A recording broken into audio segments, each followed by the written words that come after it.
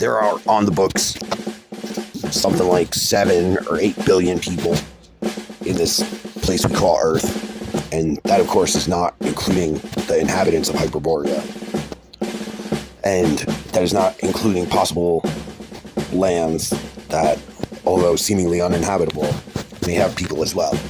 Well, let's just work with those numbers for a second. There are, of the 8 billion people on this world, 1.42 billion Chinese people.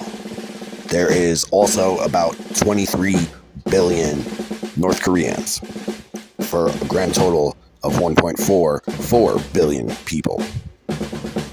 Now, the Prophet Muhammad said that Gog and Magog outnumber us something like 9,999 to 1. If you divide the population of China with the population of North Korea added together by 9,999, you get a number that is 144,000. 100,044, however you say it. 144,000, just about, So that would be 1,200 people from each of the tribes of Israel, Jacob, the 12 tribes of Moses. 1,200 people from each of those 12 tribes equals 144,000.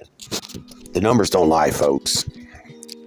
There's another prediction by the Prophet Muhammad, and a lot of these predictions are either taken out of Apocrypha, from the Apocrypha, and the Prophet didn't know or might not have known, or these predictions are just the Illuminati announcing what they're going to do in a different form. We don't really know, but either which way, there are a lot of predictions from the Prophet Muhammad and other books in the Bible and Apocrypha that seem to indicate after a schism in the Roman army, the army of NATO, a country, because of its monastic practices, will come to the aid of the children of Ishmael, the Arabs, and they will conquer Constantinople, present-day Turkey, and come through the Levant in Syria to aid the Muslims fighting Israel.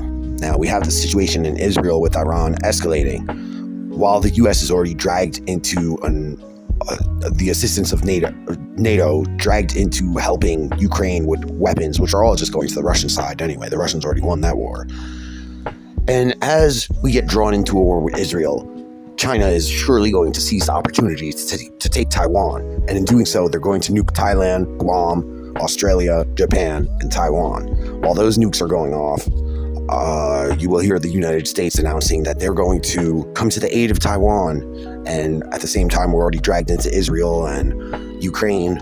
And when we come to the aid of Taiwan, that's when Russia is going to enact, according to all the contracts that these nuclear weapons holding countries have taken, that in order to prevent a greater war, they will use their nuclear weapons. America doesn't have that treaty. We will only use weapons as defense. Even if they've launched nuclear missiles at every one of our nuclear missile launchers, we still won't launch back until the missiles hit us. Even if we had a good 20, 30 minutes to hit that button, we've already sworn we won't do it. And when a leader runs a military like he runs a country, politics, there's no hope, because war isn't something you could go by the books and just do what the books tell you to and what the agreements are. Sometimes you got to break the rules. But do you think that's going to happen with Biden? Do you think that's going to happen with Kamala Harris? Do you think the Chinese are going to wait for Trump to take office, even if you believe politics or you don't? Just, they'd be really smart to do it while Biden's still in office. I'll put it that way. You don't want to get the troops rallied and have them have a good morale and go to fight them, which is what would happen if Trump was president. There would be a lot of people saying, pro-Trump things, because Trump is like the white people's Black Lives Matter. So you don't want that situation to start the war.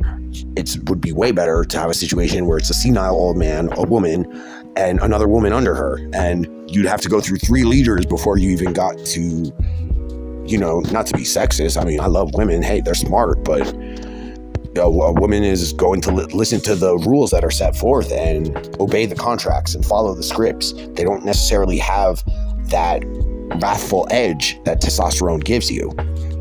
So it would be in China's best interest, Russia's best interest, Iran's best interest, Turkey's best interest, and the entire Arab world's best interest, as well as Africa, who owes China a ton of money, and just about everywhere except Europe, the UK, Canada, Australia, New Zealand, and the United States, if this war was carried out while Biden was still in office. So just like the beads on a pearl necklace, when the necklace breaks, they start falling faster and faster. You're going to see that these events are going to start to take place sooner than you think. And people might not have enough time to run for safety, to stockpile food, to do any of that, because by the time the war reaches American soil, it will already be lost.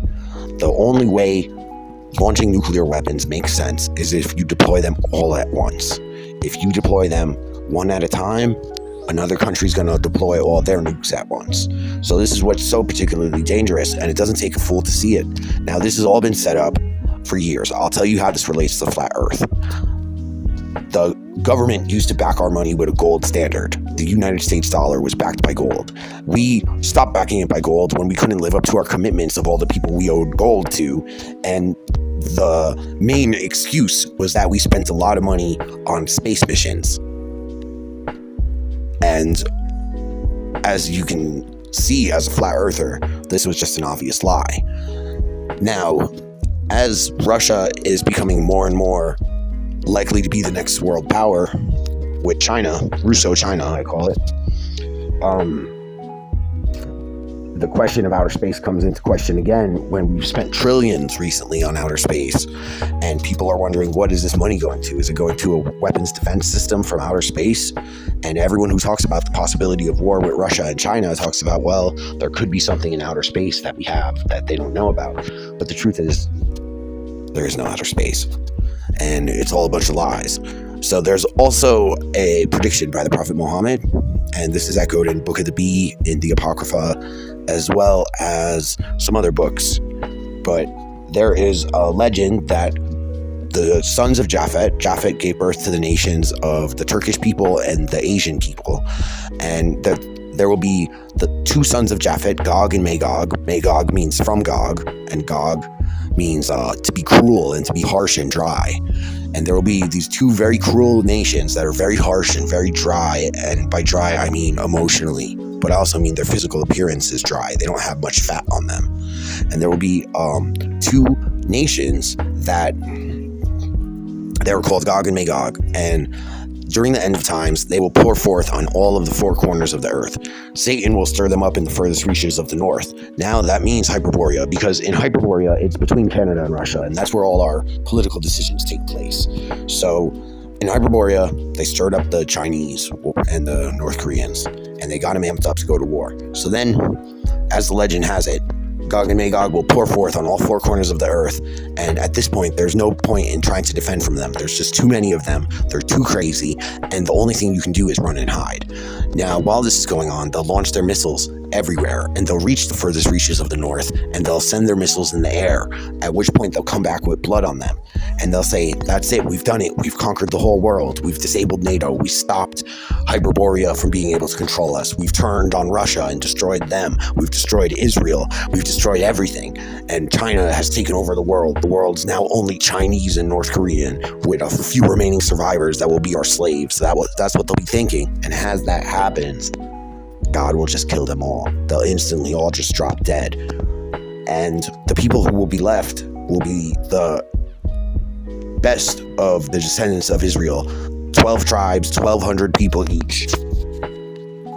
And this will be to show the world that we died out of our own hands. We had everything. We had almost heaven on earth almost. And we ruined it by our own doing. Too many people don't take what we have as being super special, and they take it for granted, and they don't appreciate what we have. And too many people are passive, myself included. I would love to, act on my feelings of resentment towards the government, but at the end of the day, I enjoy Diet Coke and I enjoy Red Bull, and I don't think with all the farmland on earth I'd be able to make a Diet Coke or a Red Bull. So, it's a tough situation, and we're all to blame slightly, but at the end of the day, the devil's stirring us up. The demons are feeding off our negative energy, and They have a parasitic symbiotic relationship where the more negative energy we have, the stronger they get and the more they need. And North Korea and China are the only two nations brainwashed enough to have an entire infantry, entire army, entire foot soldiers that are willing to go out and fight and die for their nation.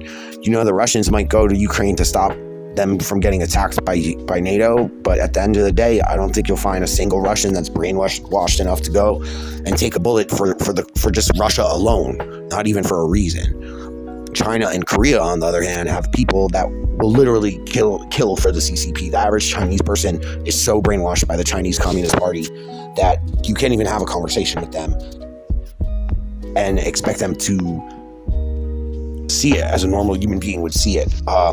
They're also a godless people. I love Asian people. I'm part Asian myself, but for the most part, they do not believe in God.